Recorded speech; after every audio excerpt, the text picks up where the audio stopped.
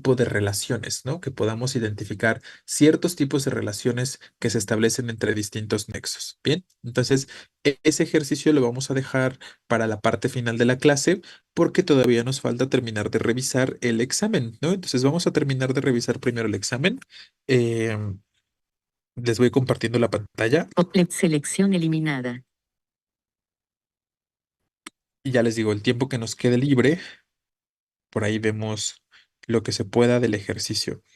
Es de importancia el ejercicio que les mandé ayer para ver qué tanto recuerdan de los nexos, ¿no? De las conjunciones y que también asegurarnos que ya no tienen problemas para identificar adjetivos calificativos en cuestiones, por ejemplo, de la concordancia verbal. Ya saben que dependiendo de si hay adjetivos calificativos en el uso de cuantificadores, hay algunas variaciones en cuanto a la forma en la que se conjuga el verbo y demás, ¿no? Entonces, un poquito ese es el objetivo, que recuerden esos aspectos o esos elementos en cuanto a los adjetivos para que después en concordancia sea más sencillo identificarlos y que podamos resolver cuestiones que se complican sobre ese tema de concordancia, ¿vale? Bien, déjenme les comparto la pantalla. ¿Se acuerdan más o menos en qué pregunta nos quedamos? Por ahí sí me pueden recordar, por favor.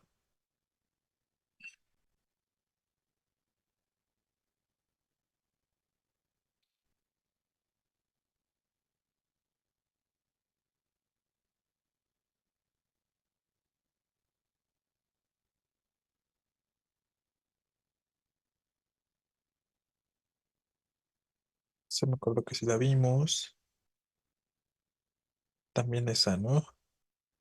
Ah, sí, creo que nos quedamos por ahí de esta en la de los paréntesis, si no me equivoco. No, también vimos la de los numerales. Este, entonces, esas dos las recuerdo que las revisamos. Me acuerdo de la de los paréntesis porque nos entretuvimos un ratito con eso, tratando de recordar algunas características o aspectos en cuanto al uso de paréntesis. Entonces, esa ya la revisamos. Y sobre numerales, nada más dimos respuesta hasta ahí. Ah, no, también vimos la de esta cuestión de la puntuación, la señalamos también. Efectivamente, también hablamos del uso de la G y la J en este contexto. Vale. Entonces ya no nos faltaba mucho para terminar de abordar, digamos, la parte que estaba destinada a la cuestión de redacción. Nada más comentamos estas dos y empezamos con los dos textitos para que podamos revisar esas lecturas.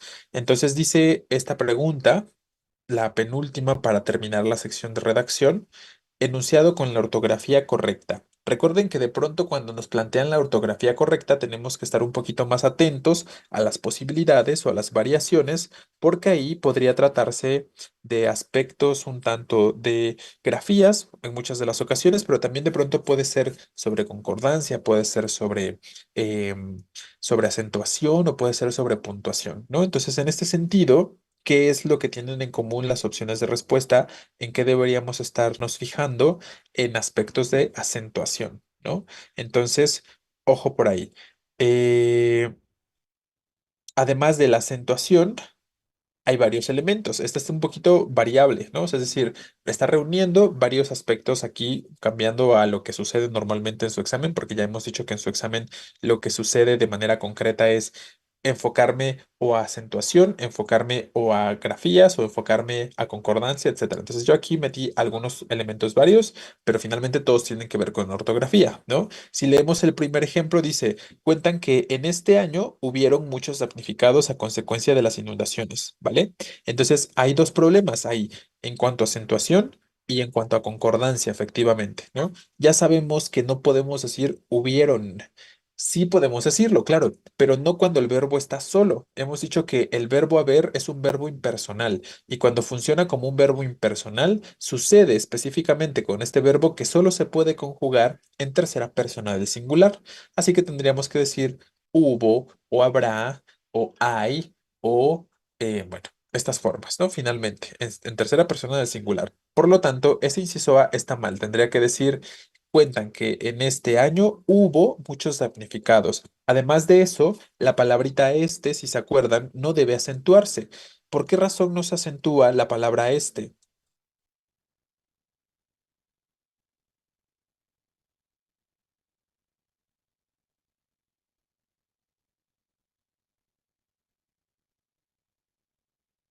porque es un pronombre, ¿no? Digo más bien porque no es un pronombre, quiero decir, ¿no?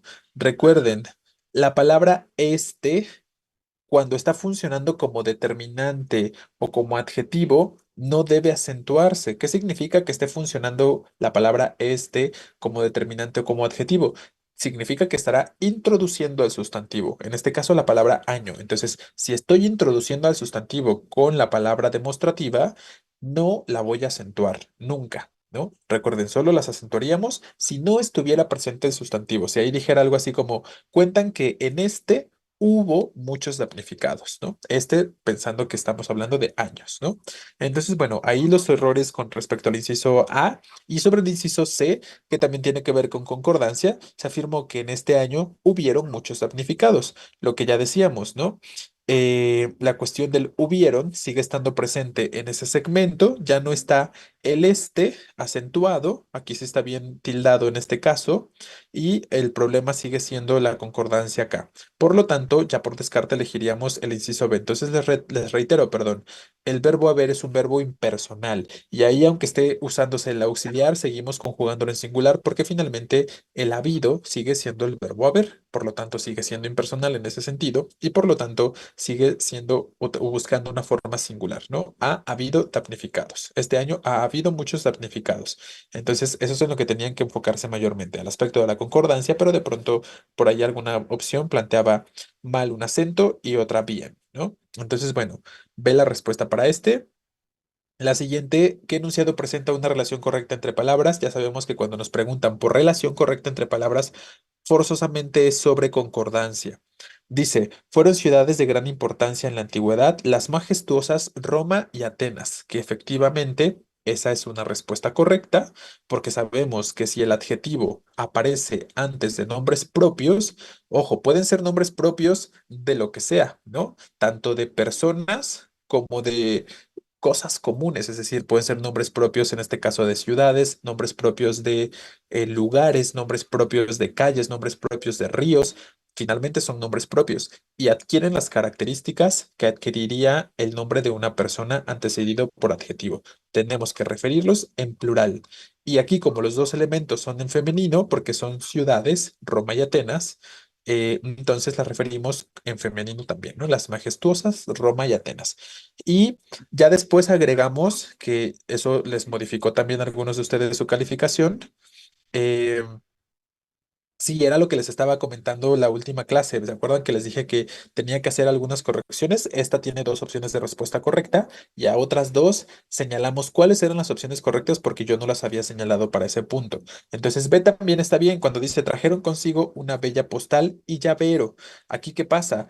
Que los sustantivos son comunes, ¿no? Postal, sustantivo común, llavero, sustantivo común, y sabemos que cuando el adjetivo viene antes de sustantivos comunes, la concordancia se da solo con el primero. Por eso sí está bien decir una bella postal y llavero. Si estuviera primero llavero, diríamos un bello llavero y postal. Ahí recuerden que cuando el adjetivo viene antes de los sustantivos, usamos un solo determinante. No tenemos que decir una bella postal y un llavero. Si lo decimos de esa forma, le quitamos la característica al llavero y solo se la estaríamos atribuyendo a postal. Entonces recuerden ese aspecto que ya lo vamos a estar comentando, pero que tiene que ver con cuando usamos un único determinante para varios sustantivos. Una de esas ocasiones es cuando el adjetivo viene antes, como aquí, ¿vale? Entonces, singular femenino todo, porque me refiero al adjetivo y al determinante, porque el primer sustantivo del grupo es común y es un femenino singular, ¿vale?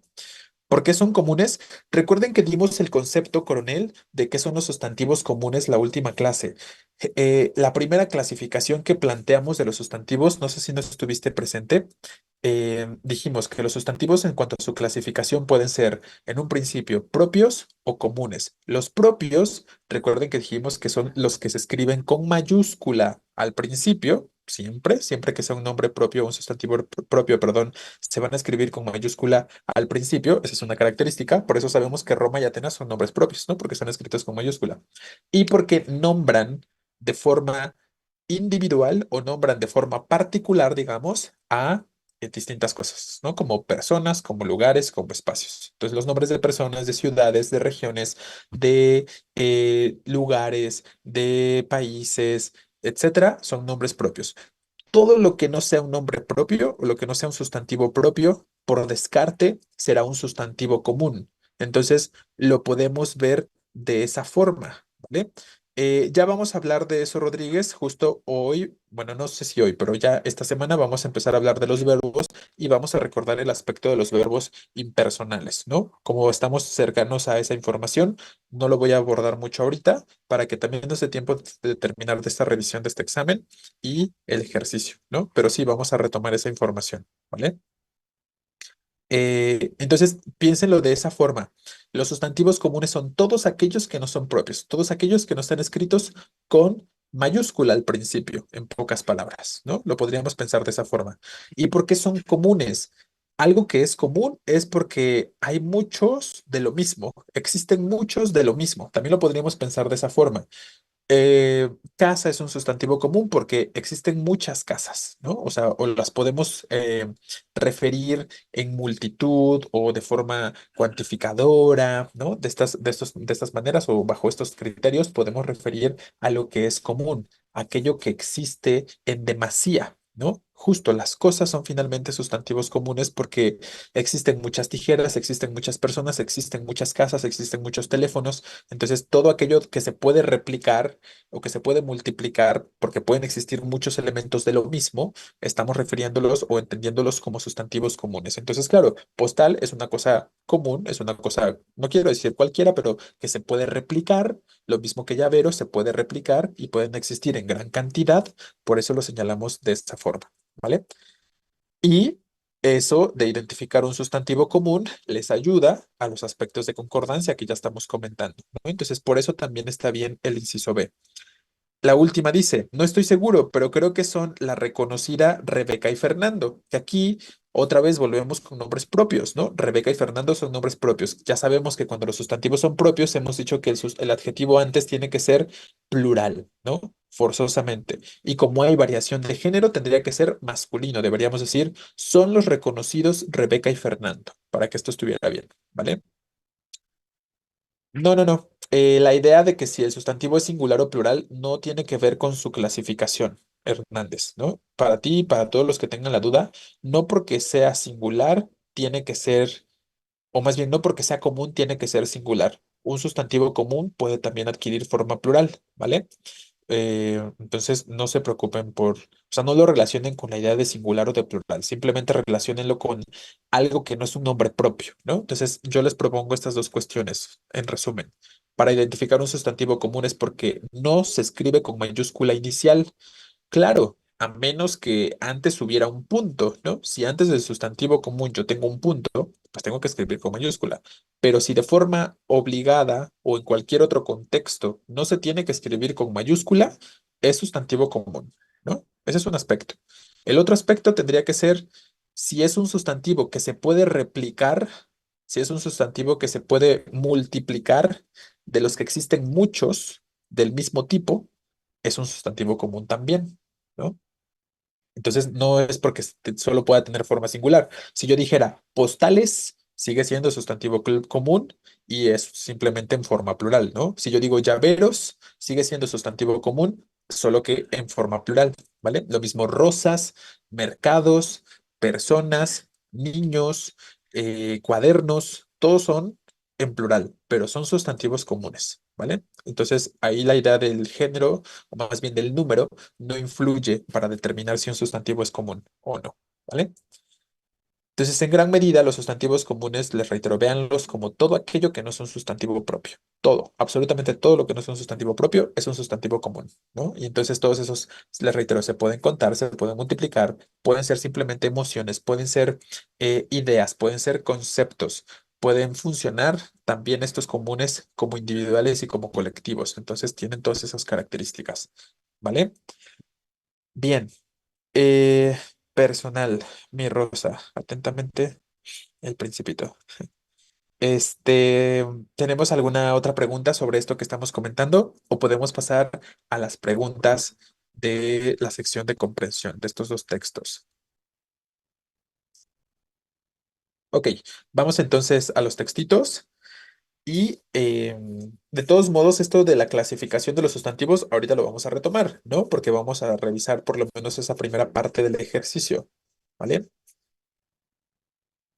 Gracias, Rodríguez. Ahí cuando te vea, me dices y te la presto. Entonces, el primer texto es uno que ya les había puesto, ¿se acuerdan?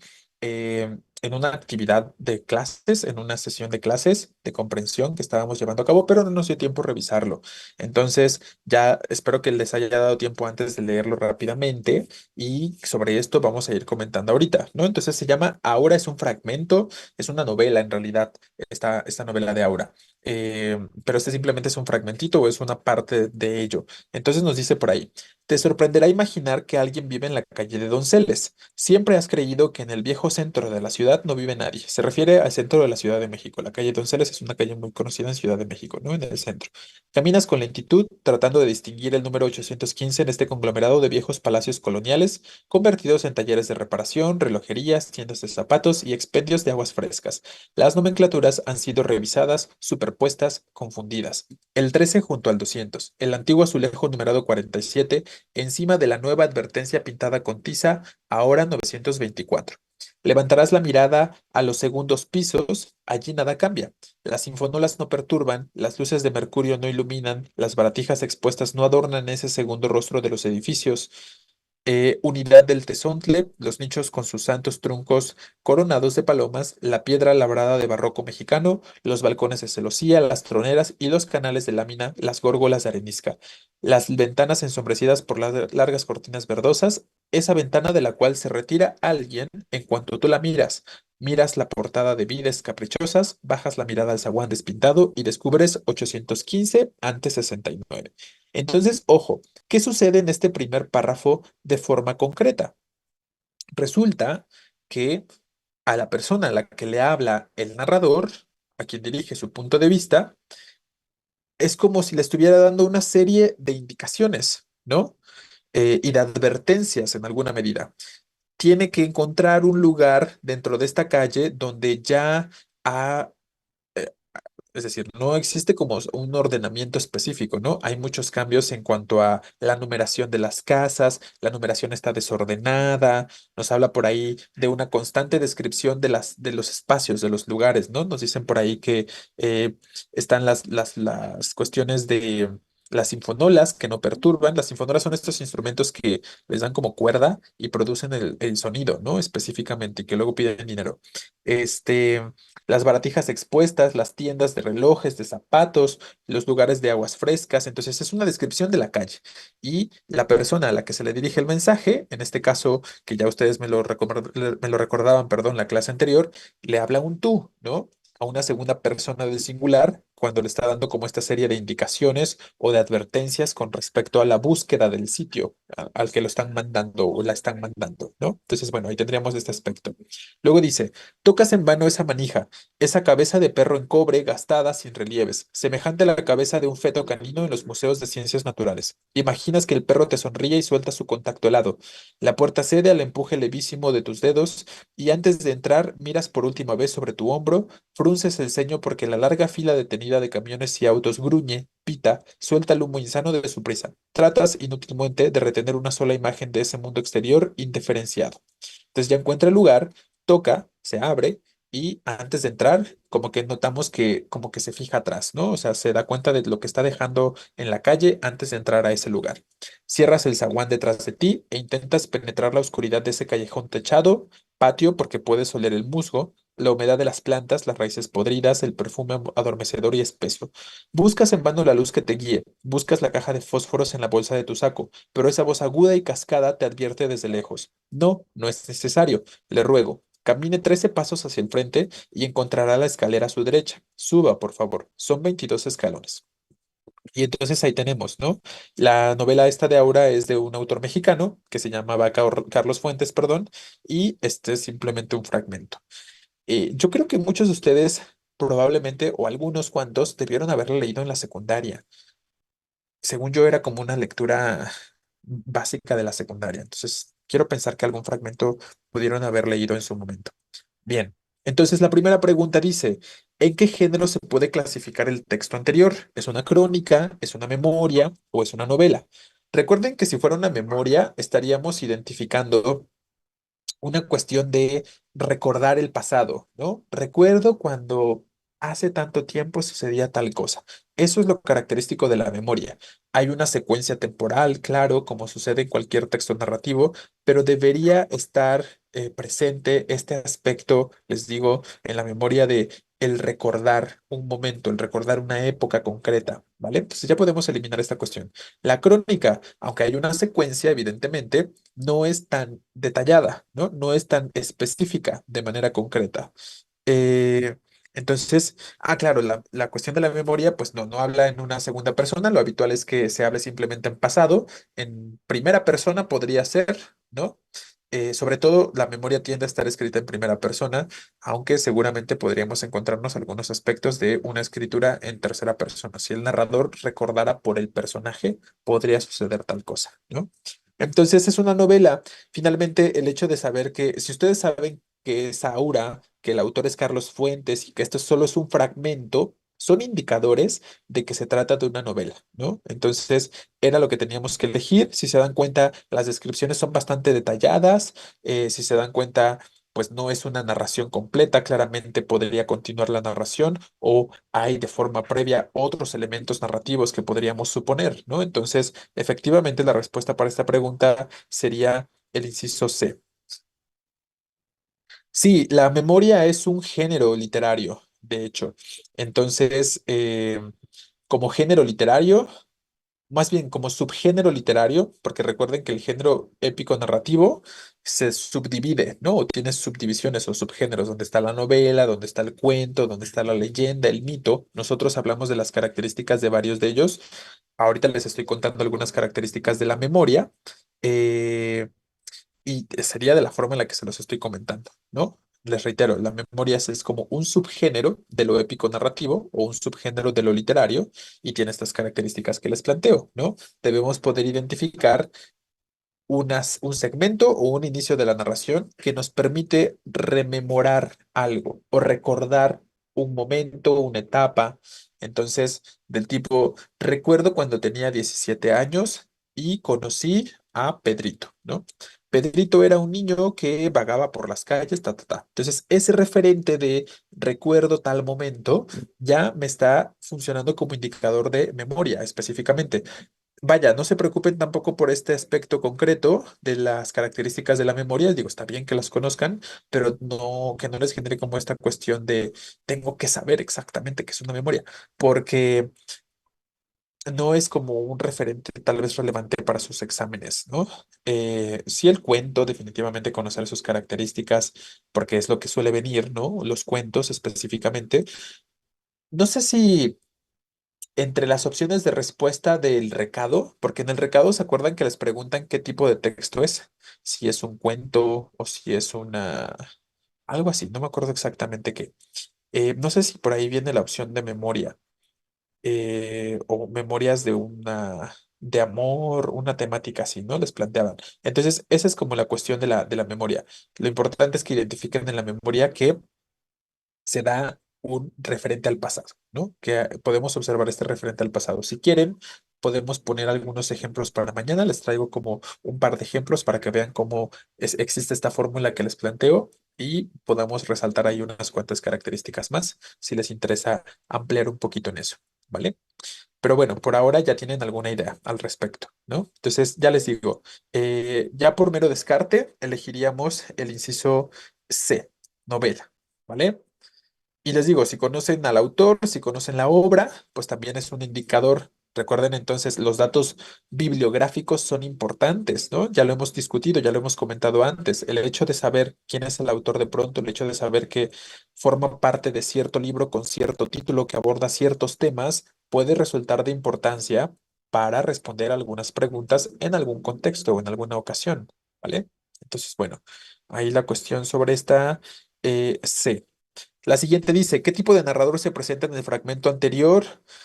ya lo estábamos comentando ahorita, tendría que ser el inciso B, segunda persona, la forma de los verbos está en un tú, ¿no? Como si le hablara a alguien más o si se hablara a sí mismo, puede ser una posibilidad, como ya hemos comentado, pero de forma muy evidente, general, tendría que ser una segunda persona, ¿vale?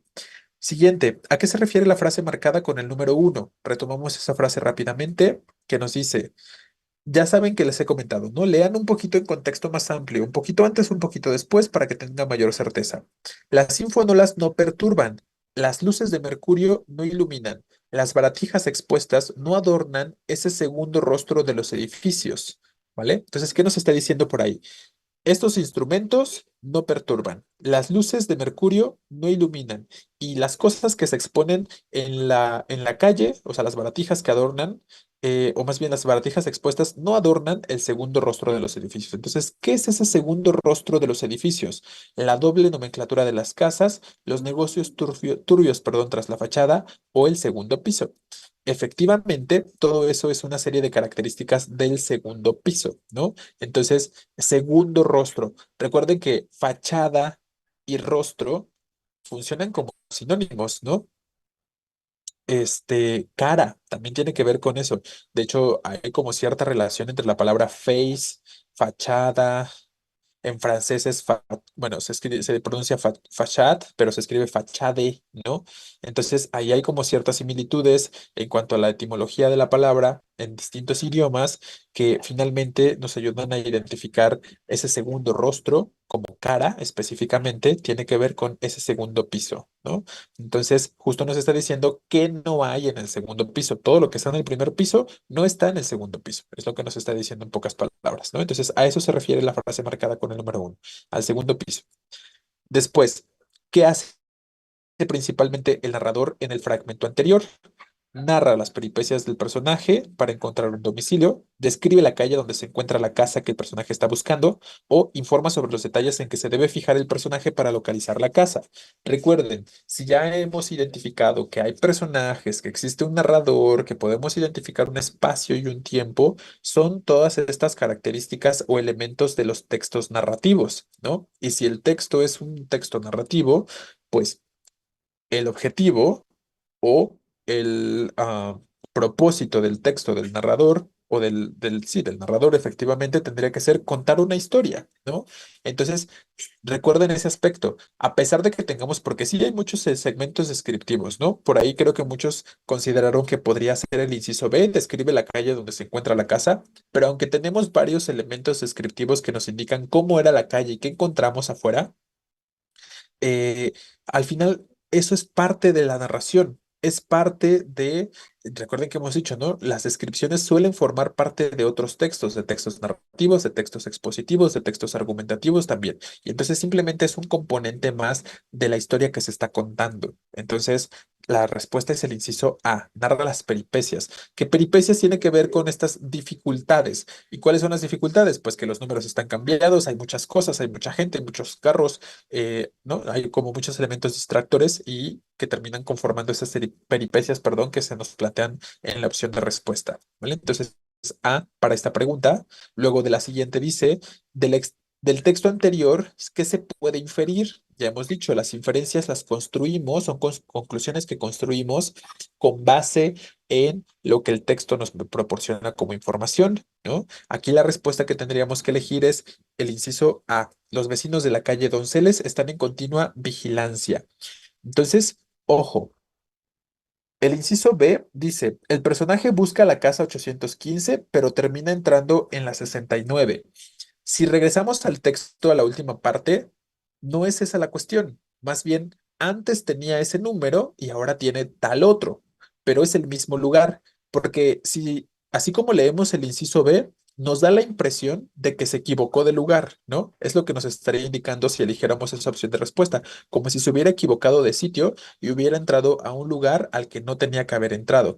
Pero claramente ese era su destino, claramente ese era el lugar al que tenía que llegar. Simplemente Claro, efectivamente, ¿no? Si eligiéramos ese inciso B es como si estuviéramos estableciendo tal cosa, que se equivocó de lugar. Pero más bien lo que nos dice acá es lo siguiente. Esa ventana de la cual se retira alguien cuando tú la miras. Miras por la portada, perdón, de Vides Caprichosas, bajas la mirada al zaguán despintado y descubres 815 ante 69, ¿vale? Además de eso, efectivamente, un tanto como inferencia no es, ¿no? Que ya lo están comentando, efectivamente. Entonces ya podemos eliminar esa opción de respuesta. La siguiente dice, el personaje llega al domicilio muy entrada la noche, por eso no hay luz que lo ilumine. Ok, no tenemos un referente temporal exacto o no tenemos un referente temporal concreto de forma específica como para poder determinar que llega al domicilio muy entrada la noche, ¿no? Si su suposición surge del pasillo oscuro, ¿por qué está oscuro? Cierras el zaguán detrás de ti e intentas penetrar la oscuridad de ese callejón techado, ¿no? Es un callejón, nos está diciendo, es un lugar estrecho, cerrado y está techado, ¿no? Entonces, si está techado, definitivamente ahí, digo, seguramente sí hay oscuridad, porque tampoco un lugar techado va a estar en penumbra total si es de día, estamos de acuerdo, ¿no? O sea, definitivamente seguro sí podríamos pensar en una cuestión de que está anocheciendo o es tarde, no hay mucha luz, eso lo podríamos dar por hecho en otros segmentos, pero la expresión exacta de muy entrada la noche, no tenemos certeza de qué tan entrada la noche, ¿no? O sea, qué hora es muy entrada la noche, no tenemos un referente temporal concreto que nos que nos ayude a señalizar tal aspecto, ¿no? Entonces, he ahí el problema que podríamos considerar con respecto al inciso C. Y la cuestión de los vecinos de la calle Donceles están en continua vigilancia, pues la podemos ver en dos segmentos del texto. Uno, cuando ya lo leíamos hace un ratito, cuando nos dice por ahí, las ventanas ensombrecidas por largas cortinas verdosas, esa ventana de la cual se retira alguien en cuanto tú la miras. Es decir, la gente que vive en la zona está constantemente viendo quién anda, ¿no? Y si alguien alcanza a subir la mirada y nota a la persona que se está asomando ahí como chismoseando desde la ventana, nos dice se alejan, ¿no? Entonces nos da a entender ese aspecto desde aquí, desde este segmento. Y luego, al final, ¿qué pasa? Que quién sabe quién sea la persona, pero ya sabe que él está ahí, ¿no? Entonces, ¿cómo es que sabe la persona que le dice esa voz que escucha, ¿no? No, no es necesario, o sea, que prendas la luz. Camina tantos pasos al frente, llegas a la escalera, subes tantos escalones, entonces como si ya lo estuvieran esperando. ¿Cómo es que ya lo están esperando? Pues porque justo están en esta constante vigilancia y quien estuviera esperando en ese contexto de la narración ya sabía que el personaje estaba entrando a la puerta, ya sabía que había encontrado ese lugar y que iba a atravesar ese patio, ¿no? Entonces, esos dos elementos me parece que son bastante claros de los que nos permite justo hacer la deducción de que los vecinos en esa calle o en esa colonia están en constante vigilancia, ¿no? Porque se están asomando a sus ventanas, porque ya sabe que llegó sin siquiera poder imaginar cómo, bueno, que ya podemos hacer la deducción que les estoy comentando ahorita, ¿no? ¿Queda claro más o menos esta respuesta?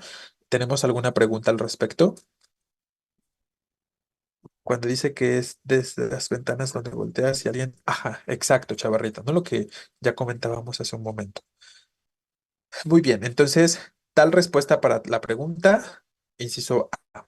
Y la siguiente dice, ¿qué figura retórica presenta la frase subrayada con el número 2?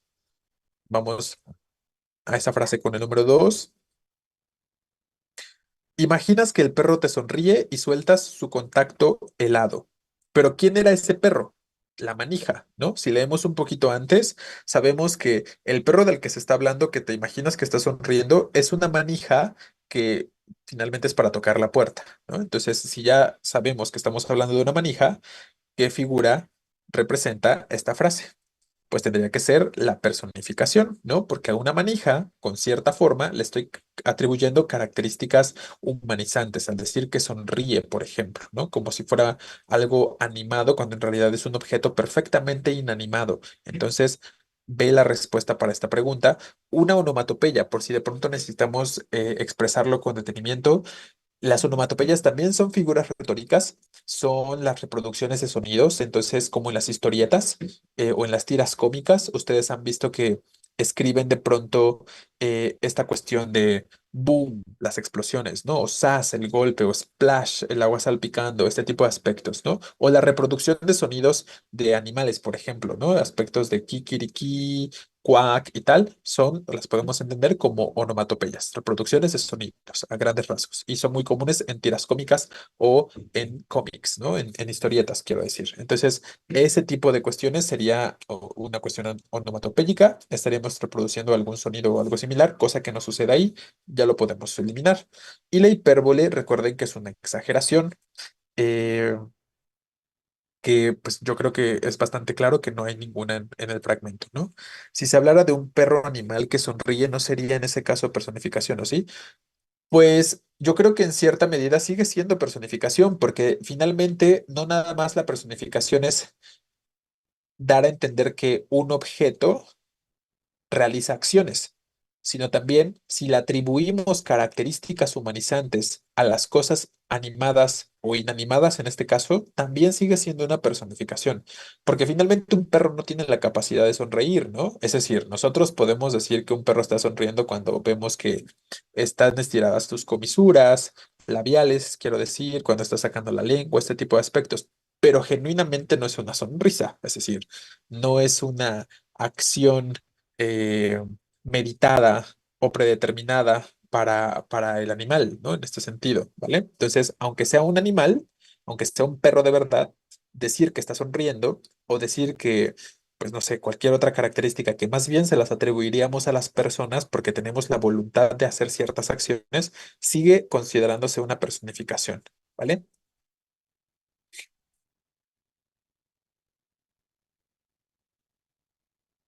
Claro, bueno, pero ahí son como aspectos emocionales, ¿no?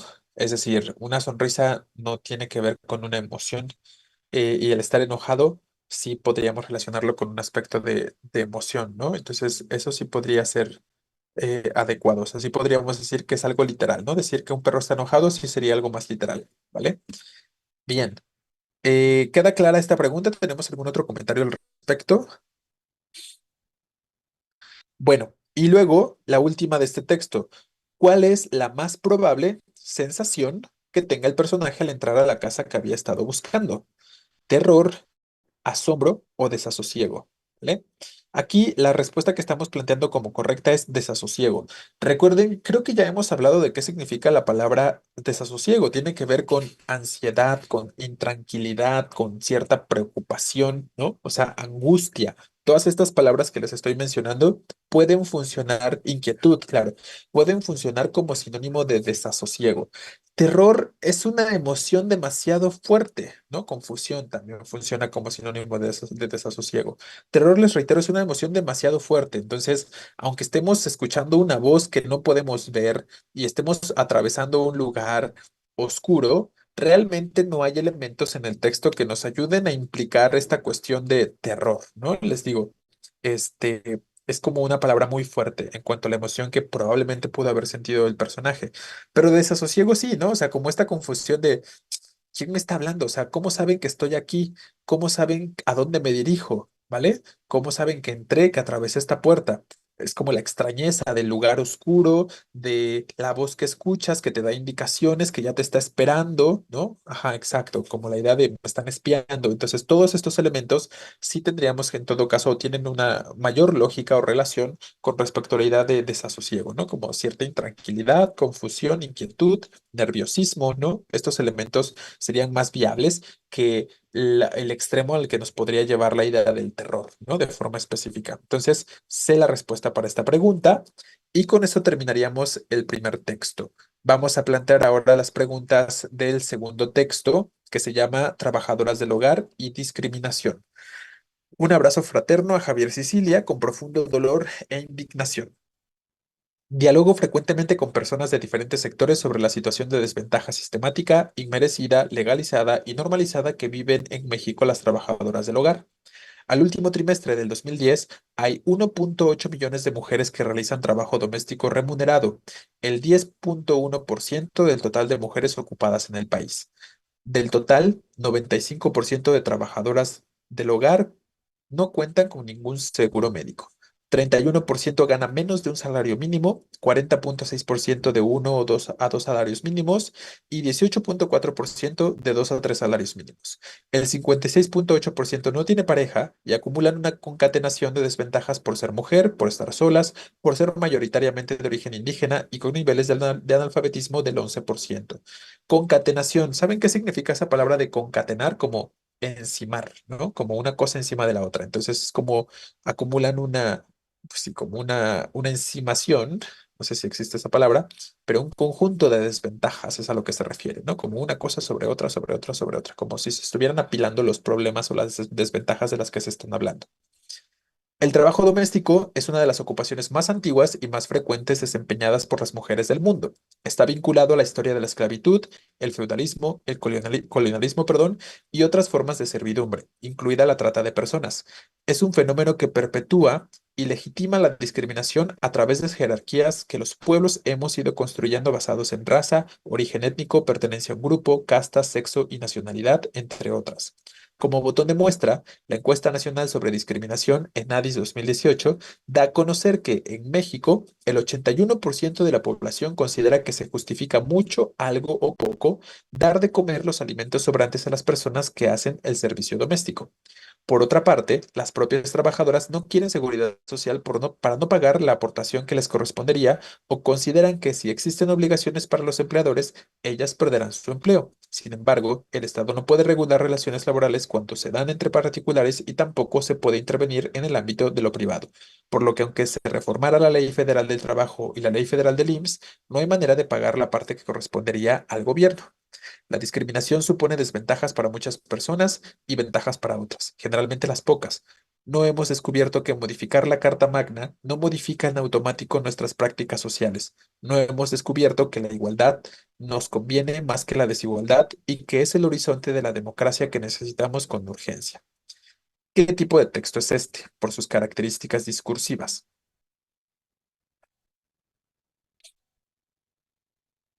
Tengo poca batería. En lo que me cuentan, yo voy a conectar el cargador. Claro, es un discurso totalmente argumentativo. Yo creo que es muy evidente, ¿no?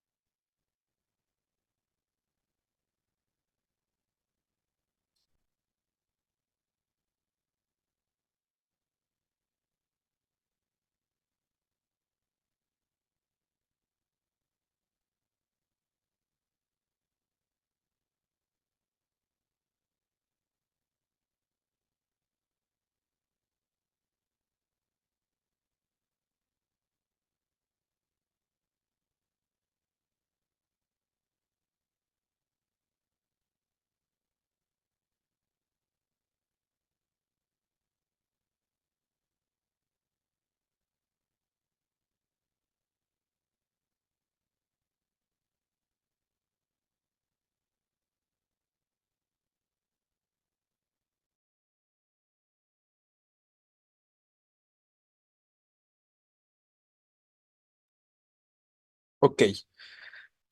Sí, como ya decíamos, definitivamente es un discurso argumentativo y hay como un poquito de diferenciaciones en cuanto a los que consideran que es un artículo de opinión y otros cuantos que consideran que es un ensayo. Eh, Ojo, ¿no? Recuerden los aspectos que ya hemos comentado en cuanto a características del ensayo, que tiene una estructura como más, ¿cómo decirla? Una estructura más, ¿cuál es la palabra que hemos utilizado? Como más rigurosa, ¿no? Es más rígido en ese sentido el ensayo, ¿no? Tiende a valerse de aspectos concretos como datos estadísticos, que se nos presentan por ahí algunos datos estadísticos al principio. Tenemos fuentes que se están citando de forma más concreta. Tenemos ciertos elementos que efectivamente pueden coincidir con el aspecto del ensayo, ¿no? Y no está enfocado a la cuestión de hablar desde el yo, ¿no? Digo, al principio sí nos plantea este aspecto eh, subjetivo, cuando nos dice diálogo frecuentemente con personas tal, tal, tal. Pero en la parte final no nos dice de forma tan evidente, de forma tan directa la idea de yo creo que no hemos descubierto, o sea, como expresando creencias de forma tan específica y demás. Entonces, Yo creo que es un poquito complicado de definir al 100% si es un artículo de opinión o si es un ensayo, pero por la suma de sus características, yo también me inclino un poco más hacia el aspecto del ensayo que hacia el aspecto del artículo de opinión, ¿no? Por sus características de retomar ciertos elementos y ciertas características como las citas textuales, o más que citas textuales, más bien como las referencias de estadísticas y de porcentuales y demás, ¿no? Entonces, bueno, ya nos quedaría en otra ocasión tiempo para poder discutir al respecto y si quieren lo podemos hablar mañana, la idea de si lo concretamos como un ensayo o como un artículo de opinión. Vamos a ir revisando las preguntas. Dice, de acuerdo con el texto, ¿cuál es la cantidad aproximada de mujeres con ocupación laboral? Y bueno, ojo también, ¿no? Vean, si leen la bibliografía, nos dice que es un texto de un periódico. ¿Ustedes creen que es más común un ensayo en un periódico o un artículo de opinión en un periódico? ¿No? También ese es otro aspecto de importancia. Aparte los temas que se abordan, recuerden, ¿no? Como temas más sociales o de importancia social y tal, ¿no? Entonces, también son elementos que pueden ser funcionales si quisiéramos ser más exactos en cuanto a si es un artículo de opinión o un ensayo, ¿vale? Bien, de acuerdo con el texto, ¿cuál es la cantidad aproximada de mujeres con ocupación laboral en México? Sí, sin problemas, Navarro, adelante. Aquí no lo dice explícitamente, ¿no? Pero si hacíamos unas cuantas cuentitas, lo podíamos deducir. Muchos eligieron como respuesta 1.8, porque es lo que dice textualmente en alguna parte del texto. Se habla de esa cantidad, ¿no? 1.8 millones de mujeres. ¿Pero qué dice? Al 2010 hay 1.8 millones de mujeres que realizan trabajo doméstico remunerado. Ese 1.8 representa el 10% de todas las mujeres ocupadas en el país, es decir, de todas las mujeres que trabajan, solo el 1.8, que es el 10% de millones, perdón, hice una construcción extraña. Son las que trabajan en cuestiones domésticas, ¿no? Entonces, ahí simplemente lo que teníamos que hacer es multiplicar por 10 ese 1.8 para saber el total exacto de cuántas mujeres trabajan en el país, ¿no? Por lo tanto, la respuesta tendría que ser C, 18 millones. Entonces, ojo, este tipo de cuestiones, sobre todo, por ejemplo, para los que vayan a presentar exámenes o examen de la Universidad de Guadalajara, con datos estadísticos y demás tienen que estar atentos como a ese tipo de información. Ustedes tienen que hacer simplemente como una cuestión de pensamiento lógico matemático y llegar a respuestas que no se dicen en el texto, pero que tienen una deducción lógica, de pensamiento lógico matemático, ¿no? Entonces, bueno, sé la respuesta para esta pregunta. Siguiente. ¿Qué tipo de discurso predomina en el texto? Como ya lo decíamos, es claramente argumentativo. Yo creo que ahí no hay ninguna confusión ni ninguna problemática al respecto. Luego dice, en el texto se establece que en México dar de comer los alimentos sobrantes a las empleadas domésticas es parte de su pago, una acción justificada o una forma de discriminación. Muchos se equivocaron en este segmento al elegir una acción justificada, porque claro, si volvemos al texto, dice eso, ¿no? Dice que es una acción justificada, pero es una acción justificada que ejemplifica otra cosa en el párrafo de forma previa. Por eso les digo, ¿no? Lean en contexto. Lean un poco antes y un poco después del segmento que nos pueda interesar para tener mayor comprensión de la información que se está proporcionando. Entonces vamos a demostrar ese segmentito nada más. Em, Esto es lo que de pronto, si leímos nada más una partecita, eh, elegiríamos o pudimos haber pensado como respuesta obvia, porque se dice literalmente, ¿no?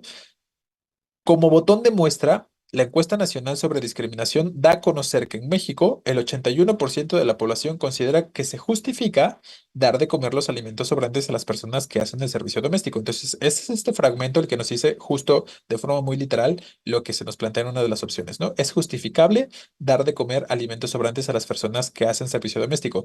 Pero, ¿qué dice el principio? Como muestra, como botón de muestra, ¿muestra de qué? De la discriminación que esto representa. Si leemos un poco antes, lo vamos a notar. Nos dice, es un fenómeno, el trabajo doméstico, que es lo que se menciona al principio, que perpetúa y legitima la discriminación a través de jerarquías que los pueblos hemos ido construyendo basados en raza, ta, ta, ta.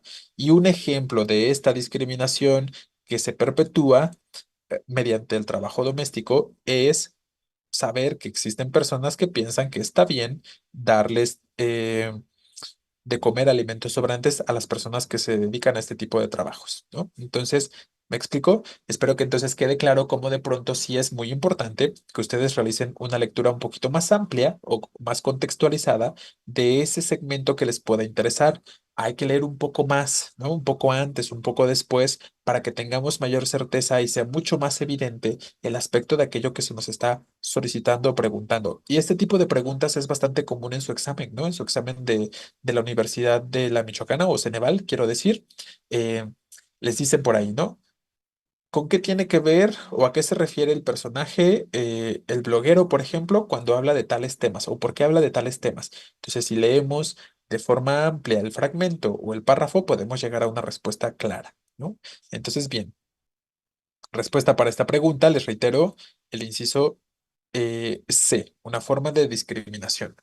Luego, según el texto, ¿cuál es uno de los factores por que las trabajadoras del hogar no aceptan entrar, perdón, en la seguridad social?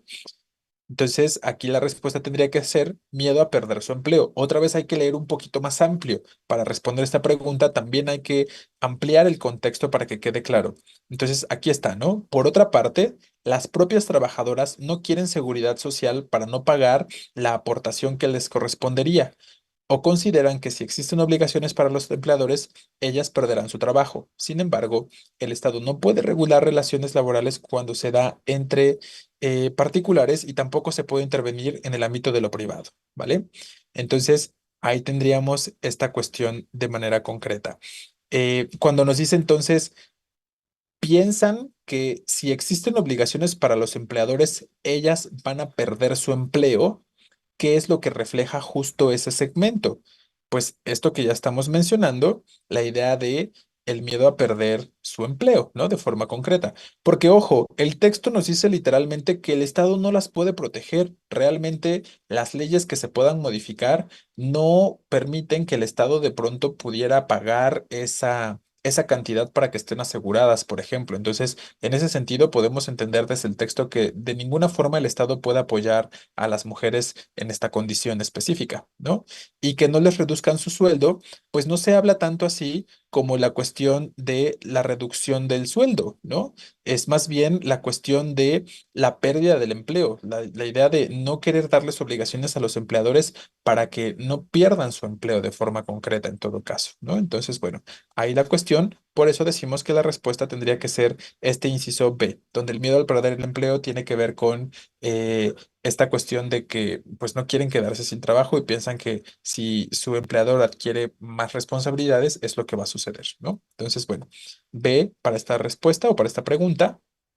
Después, ¿cuál es el tema tratado en el texto? Pues desde el título ya lo podemos suponer. Me parece que este es bastante evidente. La discriminación de las trabajadoras domésticas. Ahí no hay ninguna problemática y creo que así, ahí sí no hubo mayores confusiones al respecto.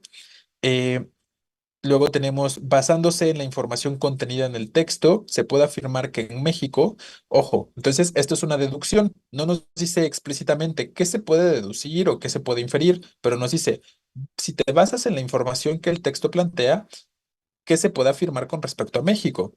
Ahí la respuesta tendría que ser el inciso B. Ninguna trabajadora del hogar gana cuatro o más salarios mínimos, porque si se acuerdan, en el primer párrafo solo se habla de que cierto porcentaje, el mínimo o el menor de todos, son los que ganan, las que ganan de 2 a 3 salarios mínimos. Entonces, ¿qué podemos entender de eso? Pues que no existen ni siquiera registros de alguien que gane más, ¿vale? Entonces, ahí la cuestión. Dice, el 5% de las trabajadoras domésticas no cuenta con seguro médico, es un porcentaje mucho mayor, ¿no?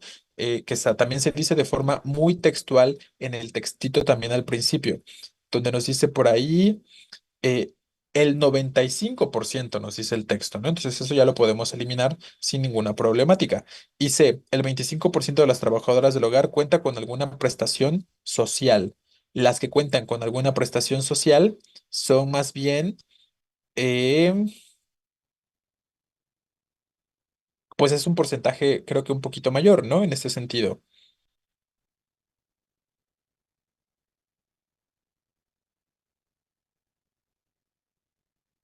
Ah, no, menos, de hecho, ¿no? Porque, ojo, si el 95% de trabajadoras no cuenta con seguro médico, ese seguro médico es una prestación social, ¿no? Entonces, ¿cuántas sí cuentan con prestaciones sociales, con alguna prestación social? Pues sería el 5%, de hecho, esa diferencia hacia el 100 en todo caso, ¿vale? Entonces, bueno, ya ahí es lo que podemos deducir con base en la información que se nos plantea estadística en ese primer párrafo.